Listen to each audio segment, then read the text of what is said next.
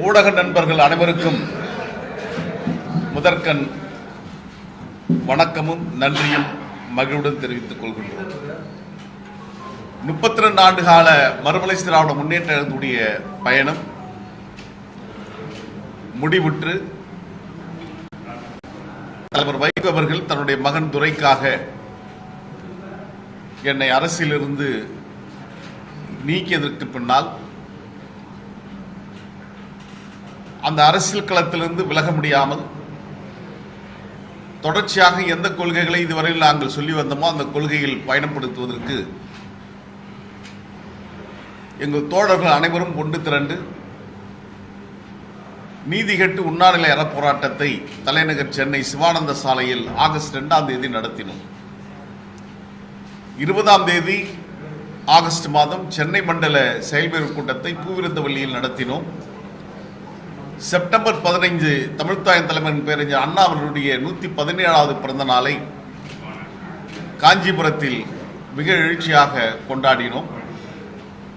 அன்றே எங்களுடைய எண்ணங்களை பிரதிபலிக்கின்ற வண்ணமணி பதாகையை ஒரு பாகம் கருப்பு 3 பாகம் சிவப்பு அதில் 7 நட்சத்திரங்கள் பதித்த அந்த அழகிய கொடியை திராவிட இயக்கத்துடைய முதுபெரும் தலைவர் முன்னாள் சட்டப்பேரவையுடைய உறுப்பினர் தொழிற்சங்க தலைவர் ஐயா திருப்பூர் துரைசாமி அவர்கள் தலைமையில் அந்த கொடியை அறிமுகப்படுத்தினோம்.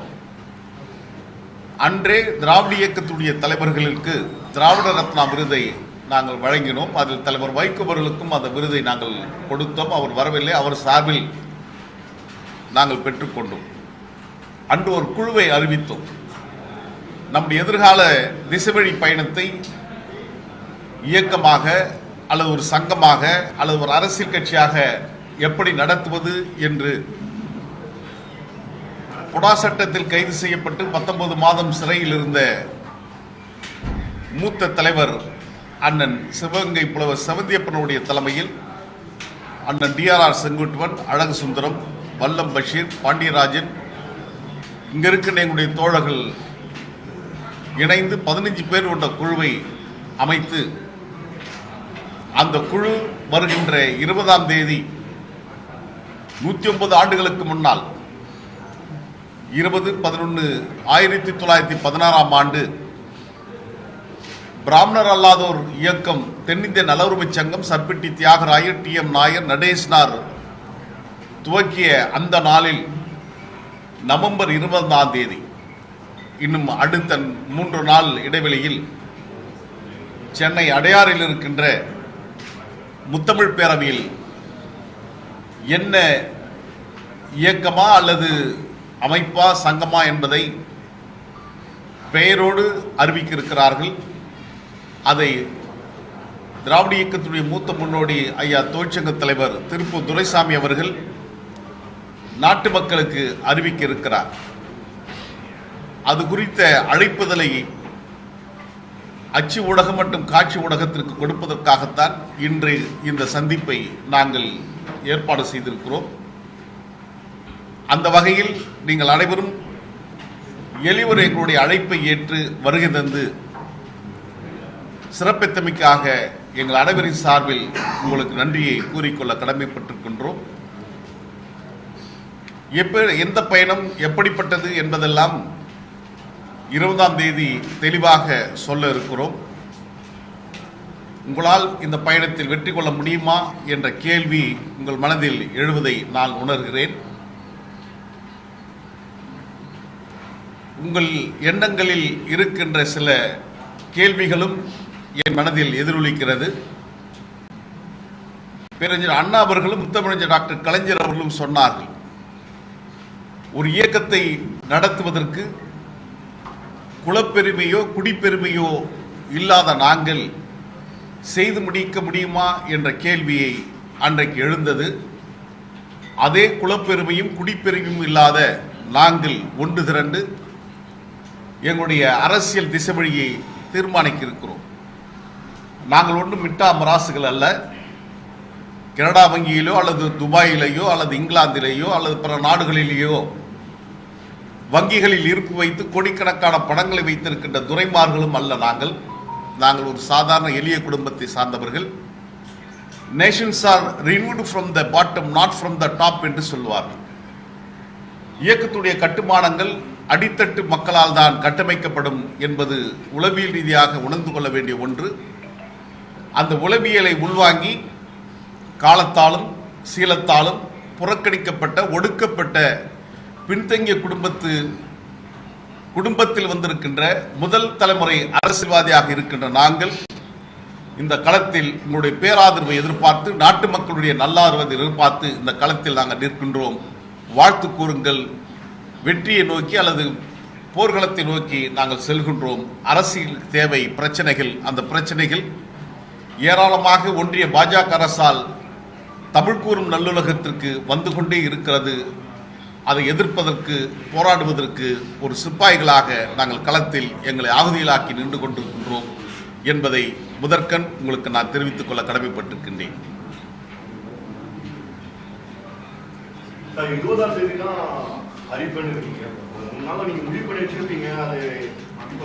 இல்ல, எனக்கு தெரியவே தெரியாது. என்ன பேரை தேர்வு பண்ணியிருக்காங்க நிச்சயமாக எனக்கு தெரியாது. அது குழுவுடைய தலைவர் அண்ணன் செவந்தியப்பன் அவருடைய தலைமையிலான 15 பேர் கொண்ட குழுதான் இயக்கத்துடைய மூத்த முன்னோடியாக இருக்கின்ற ஐயா திருப்பூர் துரைசாமியிடம் அதை வழங்குவார்கள். அவர்தான் அன்றைக்கு எனக்கும் நாட்டு மக்களுக்கும் எங்களுக்கும் தெரிவிப்பார். அரசியல் கட்சியா இல்ல அமைப்பா, ஒரு இயக்கமா, இல்ல எந்த மாதிரியான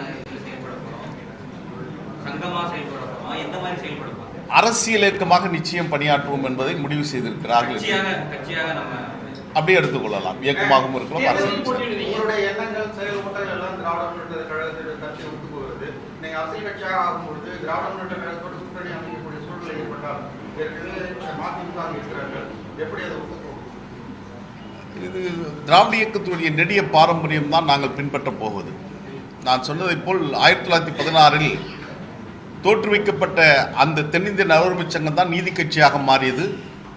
அதனுடைய நீட்சி தான் 1944 திராவிட கழகமாக, 1949 பேரறிஞர் அண்ணாவுடைய தலைமையில் திராவிட முன்னேற்ற கழகமாக, 1972 புரட்சித் தலைவர் பொன்மனச்செம்மல் எம்ஜிஆர் அவர்கள் தோற்றுவித்த அனைத்து இந்திய அண்ணா திராவிட முன்னேற்ற கழகம், 1994 தலைவர் வைகோ அவர்கள் தோற்றுவித்த மறுமலர்ச்சி திராவிட முன்னேற்ற கழகம். இன்றைக்கு நாங்கள் தொண்டர்களுக்கு தோற்றுவிக்கப் போகின்ற புதிய இயக்கம் திராவிட இயக்கத்தின் கருத்தியலை உறுதியாக இதயத்தில் பதித்து மேற்கொண்டு அதில் வெற்றியை நோக்கி நகர்கின்ற களத்தில் நாங்கள் நிற்போம். எப்படி சாய்த்தாலும் மேல் நோக்கியே எரிகின்ற தீபம் போன்று திராவிட இயக்க கருத்தியிலிருந்து சிறிதும் பின்வாங்காமல் அதில் நாங்கள் உறுதி கொண்டிருக்கின்றோம். கூட்டணி குறித்தெல்லாம் இப்பொழுது நாங்கள் சிந்திக்கவில்லை. எதிர்காலத்தில் அப்படி ஒரு வாய்ப்புகள் வறுமையானால் நிச்சயம் களம் காண நாங்கள் காத்திருக்கிறோம். காரணம், ஏறக்குறைய 32 ஆண்டு கால அரசியல் பொது வாழ்வில் ஈடுபட்டிருக்கின்ற எங்களுக்கும் அந்த விருப்பங்கள் இல்லாமல் இல்லை. ஆக சட்டமன்றத்திற்கோ நாடாளுமன்றத்திற்கோ எந்த வாய்ப்பு கிடைத்தாலும் அந்த வாய்ப்பை மறுதளிக்கின்ற இடத்தில் நாங்கள் இல்லை. எங்களுடைய கட்சி ஏற்கனவே நாங்கள் இருந்த தலைவரோ அல்லது அவருடைய மகனோ 2 ஆண்டுகளுக்கு முன்னால் பேரறிஞர் அண்ணா பிறந்த நாள் விழாவில் நான் பெரியாரை போல் இருக்க விரும்புகிறேன் என்று சொல்லிவிட்டு, அதே பெரியார் பிறந்த செப்டம்பர் 17 நான் முடிவெடுக்க முடியாது, கட்சி தான் முடிவெடுக்கும் என்று சொல்லி அதை நோக்கி நகர்ந்து இன்றைக்கு அவர் நாடாளுமன்ற உறுப்பினராக இருக்கின்ற அந்த செய்கையெல்லாம் கண்முன்னால் விரிந்திருக்கிறது. ஆனால் இந்த எங்களுக்கு விருப்பங்கள் இருக்கிறது, விருப்பங்கள் இல்லாமல் இல்லை. அப்படி ஒரு வாய்ப்பு கிடைக்குமானால் நிச்சயம் கலந்தாடுவோம். அவர்களை பற்றி அவர்கள் ஒரு இயக்கம் தொடங்கி நடத்தி கொண்டிருக்கின்றார்கள். நாங்கள் எங்களுடைய பயணத்தில் நாங்கள் உறுதியாக மதிமுகவிலிருந்து நீக்கப்பட்ட பிறகு, மதிமுகவுக்கு நீங்க நீக்கப்பட்ட பிறகு உங்களால் பெரும் பாதிப்பு ஏதாவது ஏற்படுது கட்சி சார்ந்து ஏதாவது? ஏன்னா வைகோ அவர்கள் திமுகவிலிருந்து வெளியே பிறகு பெரும் பிரச்சனைகள் ஏற்பட்டது, பெரும் அலுவலக மாவட்ட செயலர்கள் வெளியே வந்தாங்க, எல்லாம் நடந்தது. நீங்க வந்த பிறகு அந்த மாதிரியான ஒரு சூழல் எதுவுமே இல்லையே. நாங்கள் திரண்டு இருக்கிற எல்லாருமே மதிமுகவில் இருந்தவர்கள் தான். என் பின்னால் அறிந்திரண்டு கண்ட அத்தனை 1000 பேரும் மதிமுகவிலிருந்து வந்தவர்கள், புதியவர்கள் வந்து கொண்டிருக்கின்றார்கள். நாங்கள் யார் என்பது கால ஓட்டத்தில் தான் காலம் தீர்மானிக்கும். அதை நிச்சயம் நாடு பார்க்கும்.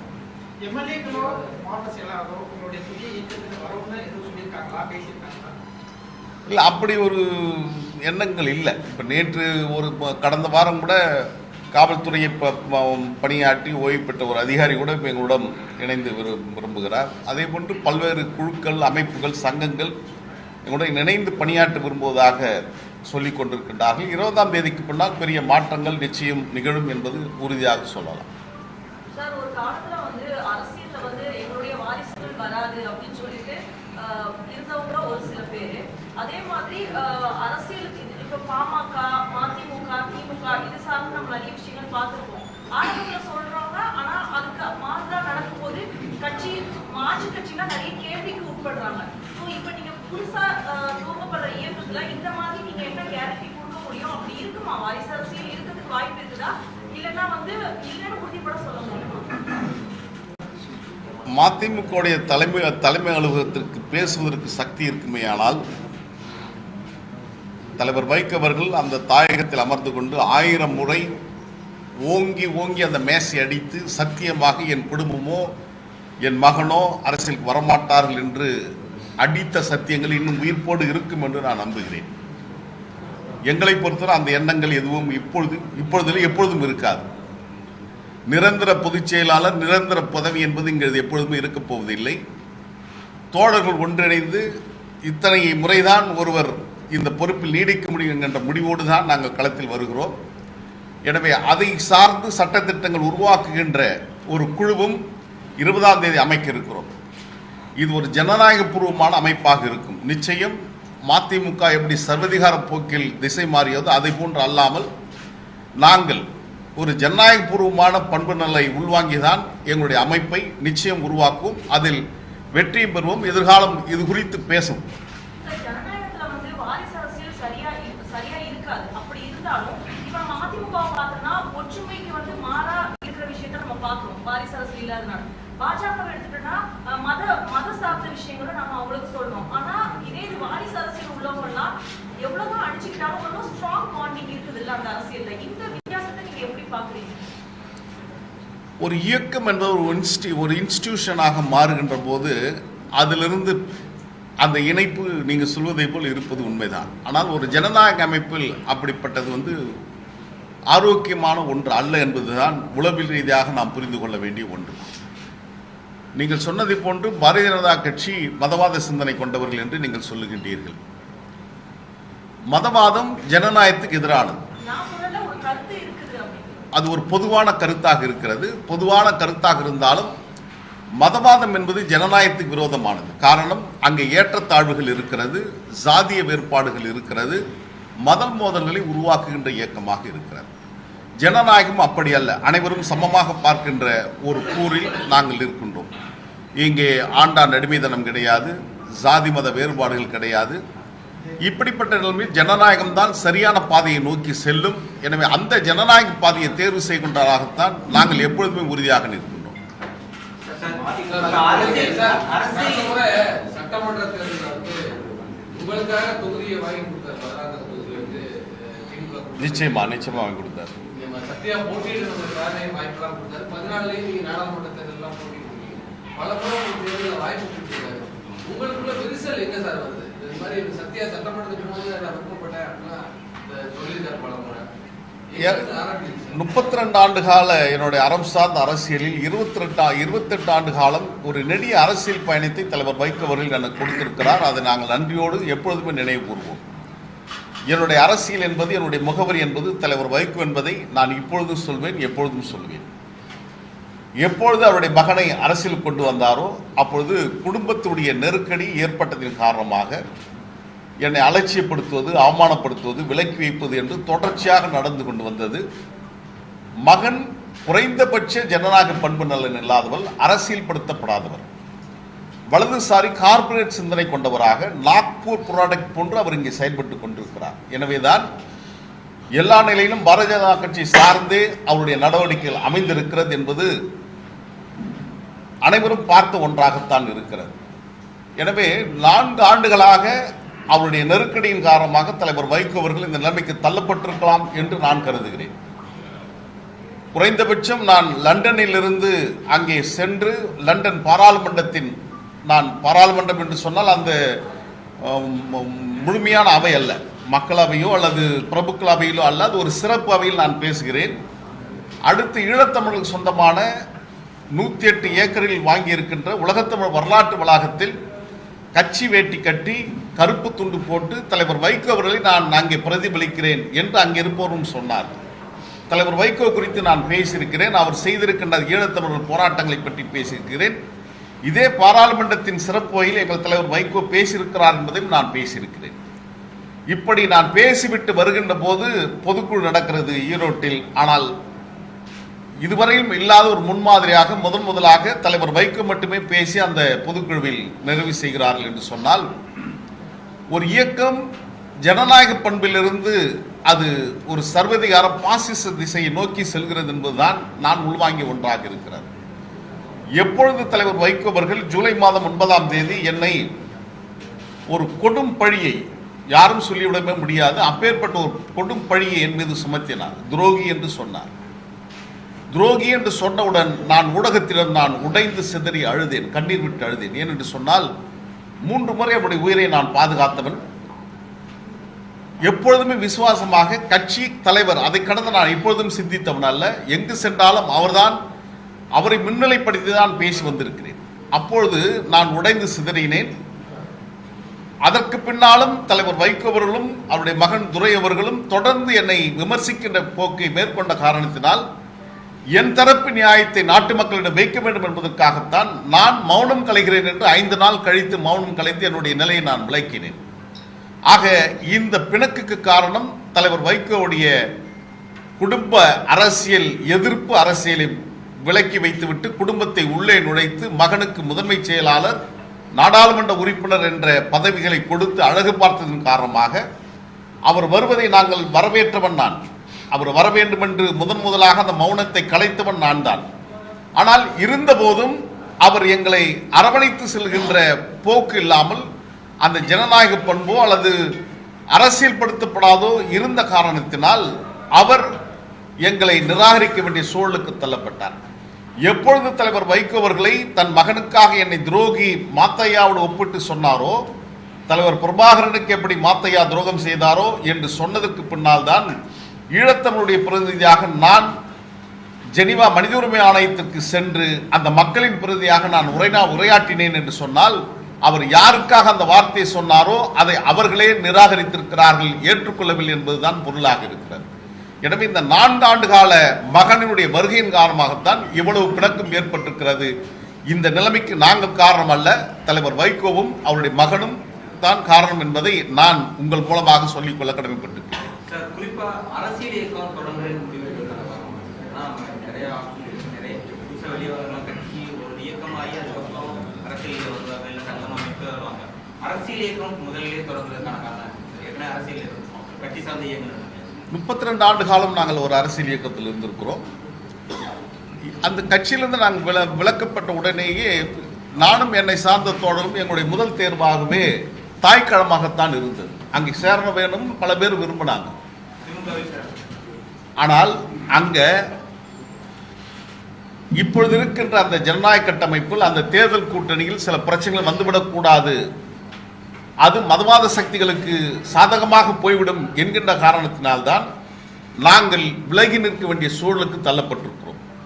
எனவே நாங்கள் தனியாக நின்று தனித்து சக்தி இழந்து போவதை காட்டிலும் எங்கள் தோழரும் இணைந்து அதே கொள்கையை உயர்த்தி சொல்வதற்கு ஒரு இயக்கமாக செயல்பட வேண்டும் என்பதுதான் கடந்த 4 மாதங்களாக அந்த நெடிய பயணம். அடுத்ததாக அந்த நெடிய பயணத்தில் 109 ஆண்டு கால நெடிய பயணத்தில் எங்களை அதே பயணத்தில் முன்னெடுத்து செல்வதற்காகத்தான் அது ஒரு அரசியல் இயக்கமாக 20ஆம் தேதி நாங்கள் அறிவிக்க இருக்கிறோம்.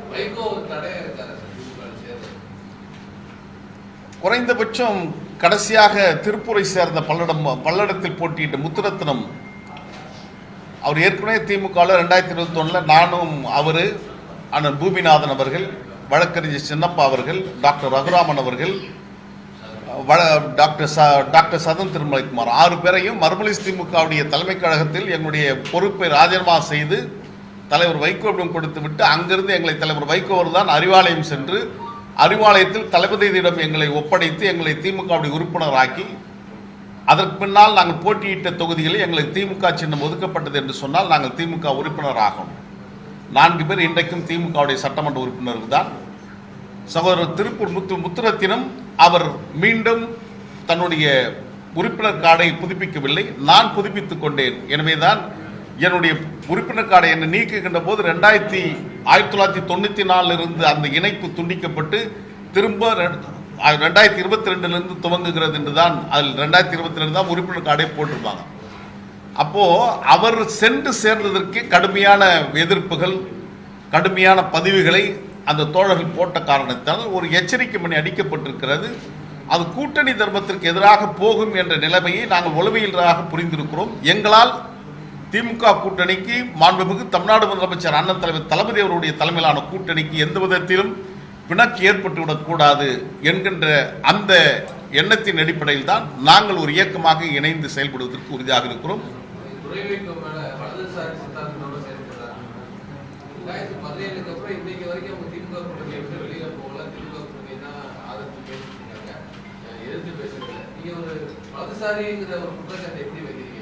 இல்லை, அவர் எப்பொழுது தன்னுடைய சிந்தனைகளை மாற்றி பெரியாரோடு ஒரு கடவுளை ஒப்பிட்டு பேசுவது, அவர் தொடர்ந்து அதே பாதையில் செல்வதெல்லாம் கண்கூடாக பார்க்க முடிகிறது. அவர் பாஜகவுடன் சேரப்போகிறார் என்பதை நான் சொல்லவில்லை. முதலாக மத்திய அமைச்சர் எல் முருகன் அவர்களும் பாஜகவுடைய சட்டமன்ற உறுப்பினர், பாஜகவுடைய தலைவராக இருக்கின்ற நயினா நாகேந்திரன் அவர்களும் தான் முதலாக இதை ஊடகத்தின் மூலமாக அறிவித்தார்கள். அடல் பிகாரி வாஜ்பாய் தலைமையிலான கூட்டணியில் அங்கம் பெற்ற திமுகவில் இடம்பெற்றிருக்கின்ற ஒரு கட்சி இப்பொழுது உங்களிடம் இணையப் போகிறது என்று சொன்னார்கள். அப்படி என்று சொன்னால் அந்த ஒரே கட்சி மதிமுக மட்டும்தான். துரைக்கு மத்திய அமைச்சராக வேண்டும் என்ற ஒரு எண்ணம் இருந்தது. அது குறைந்தபட்சம் இப்பொழுது பீகாரில் ராம்விலாஸ் பாஸ்வானுடைய மகன் சிராஜ் பாஸ்வான் அவர் வகித்திருந்த மத்திய அமைச்சர் ஃபெடரலைசர் மினிஸ்ட்ரியை அவர் கொடுப்பதாக இருந்ததாகவும், அது குறித்த கடைசியாக நான் பங்கேற்ற நிர்வாக கூட்டத்தில் கூட இது குறித்து புலங்காகிதம் அடைந்து துரை பேசினார். எனக்கு மத்திய அமைச்சர் பதவி வரப்போகிறது என்று பத்திரிகையில் ஊடகத்தில் செய்தி வந்தவுடன் இதுவரையில் என்னை தொடர்பு கொள்ளாதவர்களாம் தொடர்பு கொண்டார்கள் என்று அவர் மகிழ்ச்சி பெருக்கோடு சொன்னதெல்லாம் நாடறிந்த ஒன்று. அவருடைய மனசாட்சியாக இருக்கின்ற சேலம் மாவட்டத்தை சேர்ந்த மகேந்திரவர்மன் என்ற மாவட்ட செயலாளர் கடைசியாக ஒரு ஊடகத்திற்கு தந்த பேட்டியில் கூட அவர் நீதிமன்றத்தில் உறுதியேற்பதை போன்று சத்தியமாக உறுதியேற்கிறோம், நாங்கள் பிஜேபியுடன் கூட்டணி சேருவோம் என்று துரையுடைய மனசாட்சி மகேந்திரவர்மன் சொல்லியிருக்கிறார் என்று சொன்னால், ஒரு மாவட்ட செயலாளர் மூலமாக சொல்லி அதை வெளி உலகத்தில் ஒரு அரசியல் நகர்வுகளை மேற்கொள்கிறார்கள். கடைசியாக நடைபெற்ற மதிமுகவுடைய நிர்வாக கூட்டத்தில் கூட மாவட்ட செயலாளர்கள் திமுக கூட்டணியை மறுபரிசீலனை செய்ய வேண்டும் என்று கருத்தோடு தான் உள்ளே வந்ததாகவும், யாரையும் பேசவிடாமல், இதை அறிந்த முன்கூட்டியே யூகித்த தலைவர் வைகோ அவர்கள் யாரையும் பேசவிடாமல் தான் மட்டுமே பேசி அந்த கூட்டத்தை நிறைவு செய்ததாகவும் தகவல் வந்து கொண்டிருக்கிறது. எனவே மகனை பொறுத்தவரையிலும் அவர் பாஜகவுடன் இணைந்து செயல்பட வேண்டும் என்ற விருப்பம் சார்ந்து இருக்கிறார் என்பதை மறுக்க முடியாது. உளவியல் ரீதியாக அனைவரும் எங்களிடம் சொல்லுகின்ற செய்தியாகத்தான் இருக்கிறது.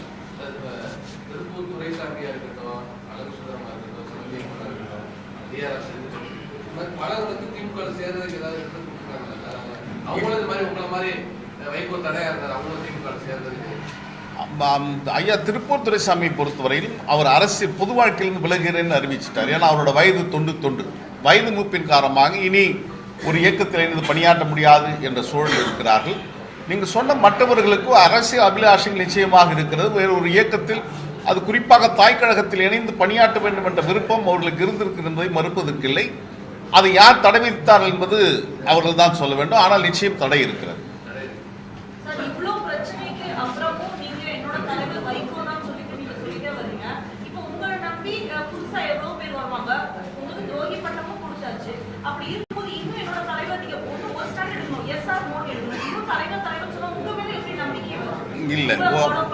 இல்லை, எனக்கு ஒரு பெற்றோர், தாய் தந்தையை போன்று, எனக்கு ஒரு ஆசிரியர் போன்று அரசியலில் தலைவர் வைகோ அவர்கள் தான் என்னுடைய அடையாளம் என்பதை நான் ஏற்கனவே தெளிவுபடுத்தியிருக்கிறேன்.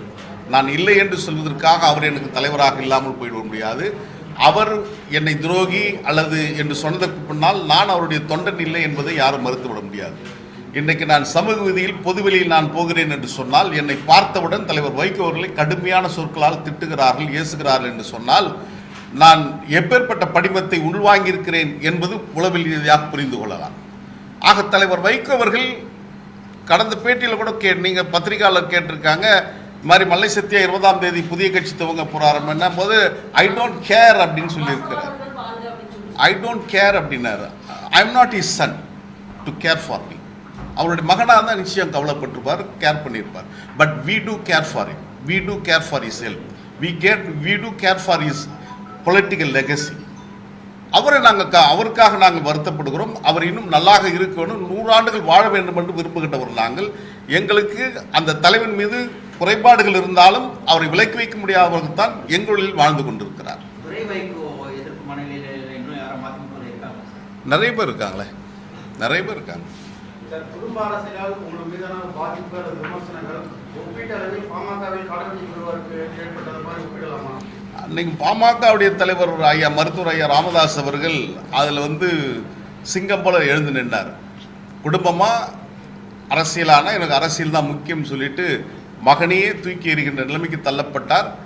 அவர் தன்னுடைய மகன் அன்புமணி, டாக்டர் மருத்துவர் அன்புமணி அவர்களை அழைத்து வந்ததற்கு வருத்தப்பட்டதை போன்று நிச்சயம் ஒரு நாள் தலைவர் வைகோ அவர்களும் தன் மகன் அரசியல் வந்தது குறித்து வருத்தப்படுவார் என்பது கால கல்வெட்டாக இந்த மண்ணில் பதியும் என்பதை எழுதிக் கொள்ளுங்கள். அரசியலுக்கு வரணும் அப்படின்னு சொல்லிட்டு வைகோவோட நான் நிறைய முறை கூறியிருக்கேன் அப்படின்னு சொல்றீங்க. அந்த எண்ணமே உங்களுக்கு எதிராக திருப்பி இப்ப நீங்க அந்த கட்சியிலிருந்து நீக்கப்படுறதுக்கு காரணமா வந்துருச்சு. ஆமா, அது ஏன்னா தலைவர் வைகோவை பொறுத்தவரையில் மேடை தோறும் இந்த அரசியல் குறித்து பேசியிருக்கார். குடும்ப அரசியல், வாரிசு அரசியல் குறித்து பக்கம் பக்கமாக பேசியிருக்கிறார். பல மணி நேரம் இது குறித்து விவாதித்திருக்கிறார். அந்த தலைவர் அந்த முடிவை மீண்டும் எடுக்கின்ற போது அது விவாதிக்கப்படுகின்ற பொருளாக மாறுகிறது. அதுதான் இன்றைக்கு நாங்கள் செல்லுகின்ற இடத்தலாம். நான் மட்டுமல்ல, இங்கு இருக்கின்ற யார் சென்றாலும் அவர்கள் மதிமுக என்றவுடன் தலைவர் வைகோ அவர்களை நிந்தனைக்குள்ளாக்கப்படுகிறார், கடுமையான விமர்சனத்துக்கு ஆளாக்கப்படுகிறார் என்று சொன்னால் அவர் தவறு செய்திருக்கிறார் என்பது சமூகம் உள்வாங்கியிருக்கிறது. எனவே அந்த இதில் தான் நானும் பாதிக்கப்பட்டிருக்கிறேன் என்பதில் நான் மறைப்பதற்கில்லை. நிச்சயமாக தலைவர் வைகோவுடைய மகனின் அரசியலுக்காகத்தான் நான் பலிகடாகப்பட்டிருக்கிறேன் என்பதில் மறைவில்லை. மதிமுக வாரிசு அரசியல் ஆரோக்கியம் இல்லாம இருக்கு அப்படின்னு சொன்னா, அப்ப திமுக வாரிசு அரசுக்கு திமுக ஆரோக்கியமற்ற முறையில் இருக்குன்னு நீங்க ஏற்றுக்கிறீங்களா? இல்ல, திராவிட முன்னேற்ற கழகம் அனைவரையும் அரவணைத்து செல்கிறார். அந்த கட்சியுடைய மூத்த முதுபெரும் தலைவராக இருக்கின்ற ஐயா அண்ணன் துரைமுருகன் அவர்களாகட்டும் அல்லது அங்கே இருக்கின்ற மூத்த தலைவர்கள் அனைவரையும் அரவணைத்து செல்கின்ற பாங்கை அங்கே நாங்கள் காண்கின்றோம். இங்கு அது ஒரே ஒரு துளி கூட இங்கு இல்லை என்பது நிதர்சனமான உண்மை. அப்படி அரவணைத்து செல்கின்ற பாங்கு துரைக்கு இருக்குமே ஆனால் நான் அவருக்கு வணக்கம் பண்ணணும் வேணும்னு கூட நினைப்பேன். ஆனால் என்னை பார்க்காமல் அவருடைய முகத்தை திருப்பின்னு ஓடுவார். அவர் ஒரு அரசியல் படுத்தப்படாத ஜனநாயக பண்புகள் சிறிது கூட இல்லாத ஒரு மனிதனாக தலைவர் வைகோ உருவாக்கியிருக்கிறார் என்பது கவலைக்குரிய ஒன்றுதான். எங்களை ஜனநாயகப்படுத்திய தலைவர் வைகோ அவர்கள், எங்களை அரசியல்படுத்திய தலைவர் வைகோ அவர்கள் தன் மகனுக்கு அதை போதிக்கவில்லை என்பது கவலைக்குரிய ஒன்று, துரதிருஷ்டத்துக்கு ஒன்று. அது நாங்கள் மட்டுமல்ல, ஒட்டுமொத்த தமிழ்நாட்டு அரசியல் தலைவர்களே அதை ஊர்ந்து பார்த்து கொண்டுதான் இருக்கிறார். அரசியல் இயக்கத்தால மதிமுக உங்கள் அரசியல் இயக்கத்தை, ஏன்னா மதிமுக நிறைய பேர் துரை வைகோக்கான எதிர்நிலைப்பாட்டில் இருக்காங்கன்னு சொல்றீங்க.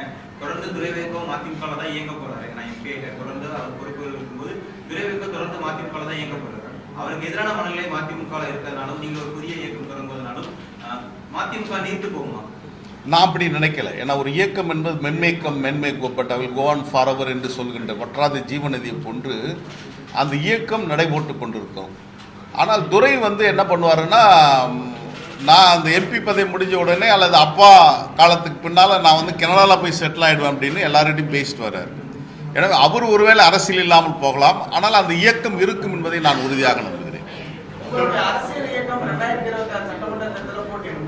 வாய்ப்பு கிடைத்தால் நிச்சயம் பரிசீலனை செய்வோம். சார், உங்களுக்கு ஃபண்ட் எப்படி வேணும்? ஒரு அரசியல் நடத்தணும்னா ஃபண்ட்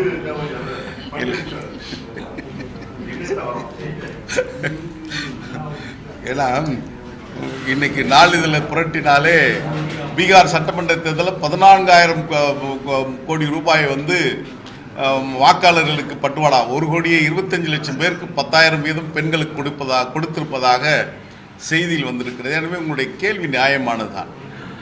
இது கார்ப்பரேட் அரசியல், மாற்றமில்லை. இந்த கார்ப்பரேட் அரசியலில் நீங்கள் தேர்தல் அரசியல் அல்லது மிகப்பெரிய விஷயங்கள் நடத்துவதற்கு தேவை. செப்டம்பர் 15 நாங்கள் காஞ்சிபுரத்தில் வளையாபதி அவர்கள் ஏற்பாடு செய்த அண்ணா பிறந்தநாள் விழாவை காலை 9 மணிக்கு துவங்கி இரவு 10:15 மணி வரை நாங்கள் நடத்தினோம்.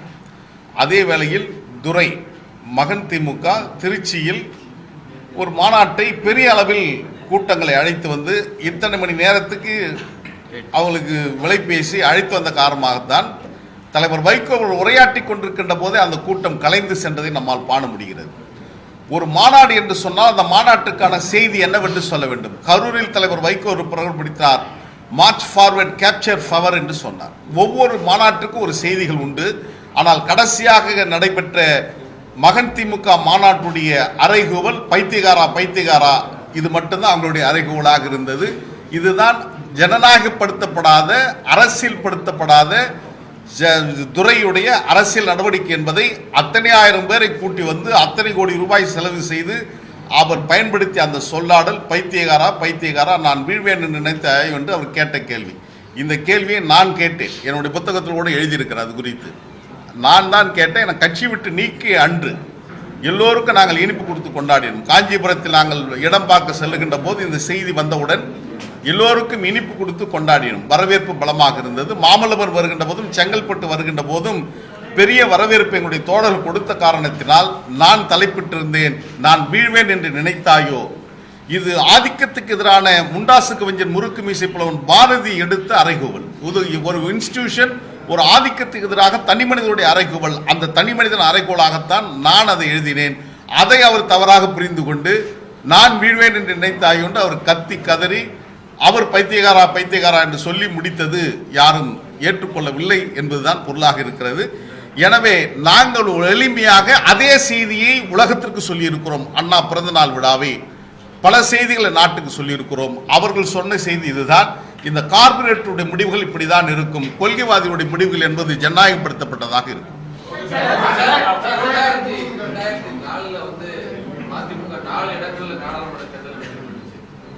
கூட்டணி மாறினாங்க, 11ல தேர்தலை புறக்கணிச்சாங்க, இப்ப சின்னத்தை இழந்திருக்காங்க.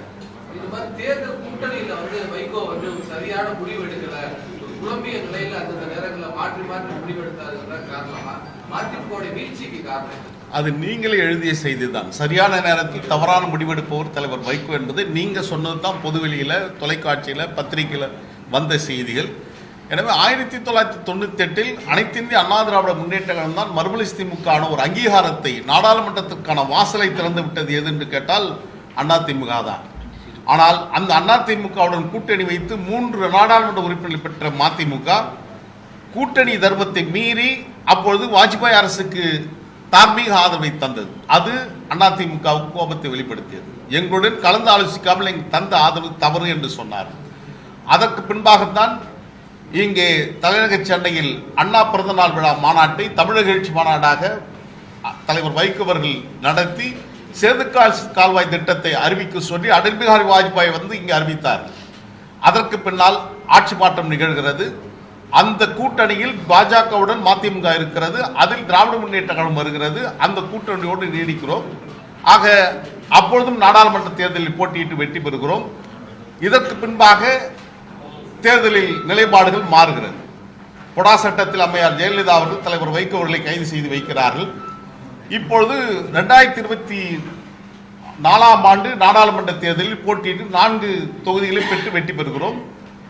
அடுத்த 2 ஆண்டுகளில் 2006 ஆண்டு, அப்பொழுதே 99 ஆண்டுக்கு பின்னாலேயே 2001 ஆண்டு நடைபெற்ற சட்டமன்ற பொதுத் தேர்தலில் 22 தொகுதியில் கையெழுத்து போட்டு அறிவாலயத்திற்கு சென்று நாங்கள் எல்லாம் சென்று கையெழுத்து போட்டு விட்டு வந்தோம். ஆனால் வந்த ஓரிரவில் நிகழ்கின்ற மாற்றத்தின் பெயர் தான் அரசியல் என்பதை மெய்ப்பிக்கின்ற விதத்தில் தலைவர் வைகோ அவர்கள் காலையில் நான் கூட்டணி இல்லை என்று விலகுகிறேன் என்று கூட்டணியில் கையெழுத்து போட்டுவிட்டு வந்து விலகினார் என்பது செய்தி. அதற்கு பின்பாக போட்டியிடாமல் தனித்து போட்டியிட்டோம். 217 பேர் போட்டியிட்டு 21 தொகுதி பாஜக போட்டியிட்ட 21 தொகுதி தவிர்த்து மீதி 213 தொகுதிகளில் மறுமலர்ச்சி திமுக களம் கண்டு அத்தனை பேரும் தோற்றோம். அதற்கு பின்பாக 2000 பொடா சட்டத்தில் கைது. அப்புறம் 2006 ஆண்டில் 2004 வெற்றி பெற்ற நாங்கள் 2006 மீண்டும் அதிமுகவுடன் கூட்டணி போகிறார்கள். பதில் இல்லை. என்ன நடந்தது என்பது தெரியாது. அதற்கு பின்னாலும் கூட்டணி நீடித்தார்கள் என்றால் இல்லை. அதற்கு பின்னாலும் 35 தொகுதிகளை பெற்று 6இல் வெற்றி பெற்றோம். அதற்கு பின்னாலும் நீட்சி ஏற்படுகிறது. மீண்டும் மக்கள் நல கூட்டணி இப்படி அணிகளை மாறி மாறி வந்த காரணத்தினால் இயக்கம் பலவீனப்பட்டு வந்த முக்கியமான தலைவர்களெல்லாம் விலகி போகின்ற சூழல் ஏற்பட்டது என்பதில் மறுப்பதற்கில்லை. எனவே நீங்கள் சொன்னதை போன்று அந்த சரியான நேரத்தில் தவறான முடிவெடுக்கின்ற தலைவராக, உணர்ச்சிகளுக்கு அடிமைப்பட்ட தலைவராக இருந்தார் என்பதை மறுப்பதற்கில்லை. ஜனவரி மாதம் வந்து மதுவுக்கு எதிராக நடைபயணம் மேற்கொள்ள போறாரு வைகோ அவர்கள். இந்த விஷயத்தை பத்தி உங்களுடைய கருத்து என்ன? என்னை பொறுத்தவரையிலும் தலைவர் வைகோ அவர்களுடன் பல கட்ட நடைபயணங்கள் நாங்கள் நடந்திருக்கிறோம். தலைவர் வைகோ அவர்கள் சிறையில் அடைப்பட்டு, புடா சட்டத்தில் அடைப்பட்டு 19 மாதம் 1.25 வருடம் 570 நாட்கள் புடா சிறையில் கைது செய்யப்பட்டு இருந்த காலகட்டத்தில் தமிழ்நாட்டின் வீதிகளில் திருச்சி துவங்கி வேலூர் வரையிலும் 17 நாட்கள், அதே போன்று எட்டயபுரம் துவங்கி மதுரை வரையிலும் 9 நாட்கள் என்று பல கட்ட நடைபயணங்கள் நடத்தினோம். தமிழர்களே நியாயம்தானா சொல்லுங்கள், வைகோ செய்த குற்றம் என்ன, வைகோ கைது நியாயம்தானா என்று விண்ணுக்கு மண்ணும் மதுர அன்றைக்கு நீதி கேட்டு நாங்கள் எல்லாம் நடந்திருக்கிறோம். அந்த நடைபயணங்களில் எல்லாம் ஒரு உணர்வுபூர்வமாக தோழர்கள் பங்கேற்றார்கள். ஆனால் இப்பொழுது எங்களுக்கு கிடைத்திருக்கிற செய்தி, நேற்று எங்களுக்கு கிடைத்திருக்கிற செய்தி, நடைபயணத்தில் பங்கேற்கின்ற தோழர்களுக்கு ஒரு நாளைக்கு 1000 ரூபாய் வீதம் கொடுப்பதாக சொல்லப்பட்டதாக செய்தியில் வருகிறது. எனவே இந்த நிலைமைக்கு தள்ளப்பட்டது என்பது பரிதாபத்திற்குரிய ஒன்று. இத்தனை நாட்கள் திமுக ஆட்சி அமைந்து ஏறக்குறைய 4.5 ஆண்டுகள் நிறைவு செய்து ஒரு சிறந்த ஆட்சி நடத்தி கொண்டிருக்கின்ற போது இவ்வளவு நாள் பேசாத தலைவர் வைகோ அவர்கள் இப்பொழுது மதுவுக்கு எதிராக பேசுகிறார் என்று சொன்னால் திமுக ஆட்சிக்கு எதிராக இந்த நடைபயணத்தை மேற்கொள்கிறார் என்கின்ற ஒரு தோரணம் நிச்சயமாக உருவாகும். பத்திரிகைகள் இது குறித்து விவாதிக்கும். எனவே இது குறித்து நேரடியாக தலைவர் வைகோ அவர்கள் மாண்புமிகு தமிழ்நாடு முதலமைச்சரான தலைவர் தளபதி அவர்களை சந்தித்து இந்த மது குறித்து ஏதாவது ஒரு முடிவெடுங்கள் என்று கூட கோரிக்கை வைத்திருக்கலாம். ஏன் நடைபயணம் போகிறார் என்று சொன்னால், கரைந்து காணாமல் போயிருக்கின்ற மதிமுக இருக்கிறது என்பதை உலகத்துக்கு காட்டுவதற்காக நடைபயணத்தை தான் இப்பொழுது பணத்தை செலவு செய்து நடத்துகிறார் என்பது நாங்கள் எங்களுடைய பார்வையில் பார்க்கிறோம்.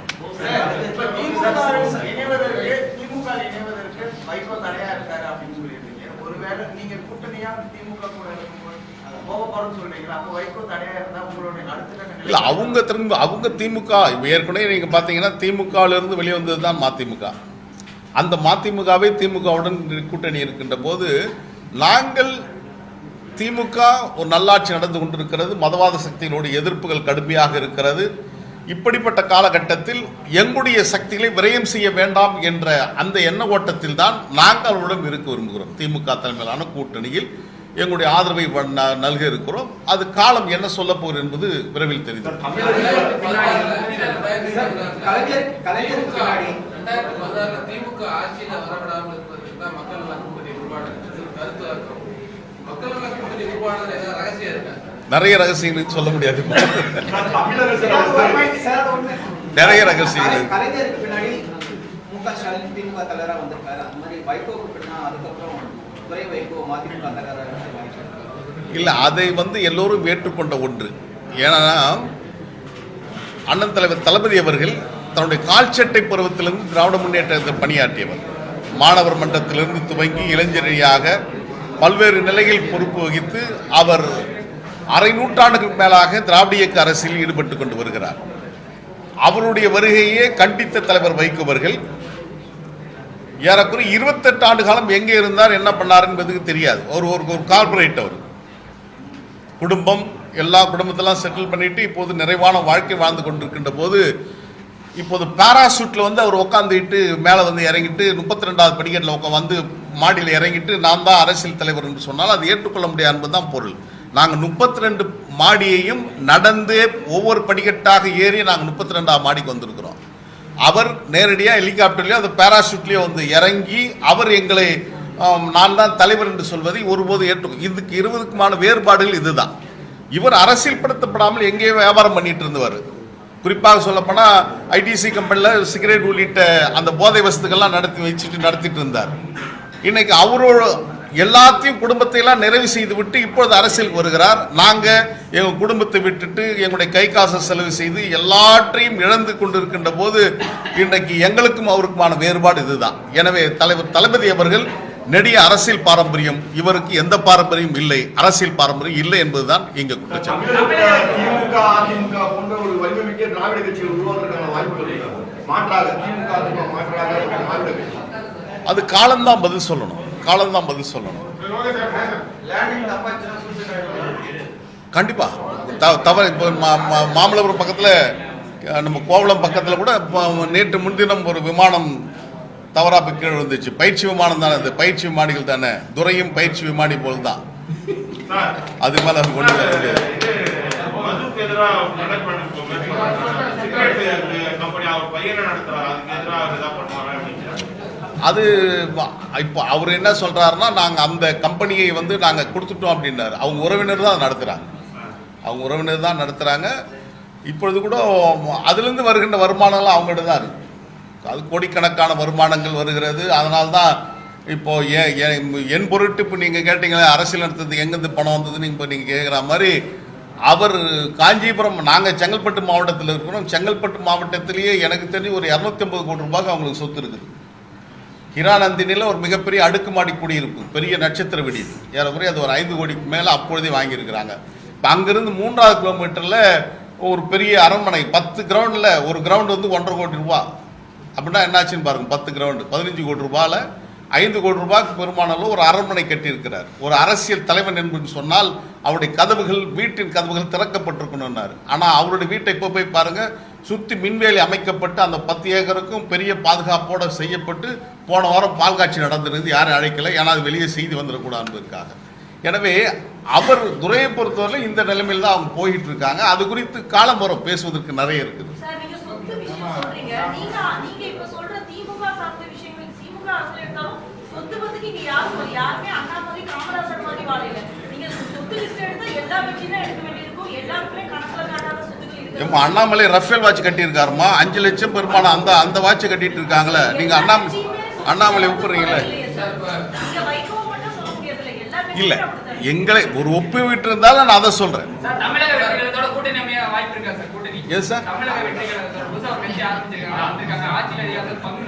இல்ல, இப்போ இல்ல, நான் தமிழக வெற்றி கழகத்துடைய தலைவர் நடிகர் விஜய், அவர் பின்னால் ஒரு பெரிய கூட்டம் வந்து கொண்டிருக்கிறது. நான் வேண்டுவதெல்லாம் அந்த கட்சியுடைய முன்னணி தோழர்கள், தளபதிகள் இணைந்து அந்த கூட்டத்தை அரசியல் நெறிப்படுத்தப்பட வேண்டும், ஜனநாயகப்படுத்தப்பட வேண்டும். அவர்கள் இன்றைக்கும் ரசிகர்களாகவே இருக்கிறார்கள், ரசிக மனப்பான்மையோடு இருக்கிறார்கள். விஜய் வந்தால் ஒரு செல்ஃபி எடுத்துக்கொள்ளலாம், அவரை பார்த்தால் போதும் என்ற நிலைமைக்கு இருக்கின்ற அந்த கூட்டம் ஒரு அரசியல் ஜனநாயகப்படுத்தப்பட்டால் தமிழ்நாட்டுக்கு நல்லது. ஒரு காட்டாட்டு வெள்ளம் போல் வருகின்ற அந்த கூட்டத்தை கட்டுப்படுத்தி அவர்களை நெறிப்படுத்தினால் எதிர்கால தமிழ்நாட்டு அரசியலுக்கு, தமிழ்நாட்டுடைய ஜீவாதார வென்றெடுப்பதற்கு அது உதவியாக இருக்கும் என்பதை தாவேகா தலைவர் விஜய் அவர்களுக்கு என்னுடைய அன்பான வேண்டுகோளாக வைக்கிறேன். நன்றி. உங்களுக்கு அந்த அழைப்பதை கொடுத்துட்றேன்.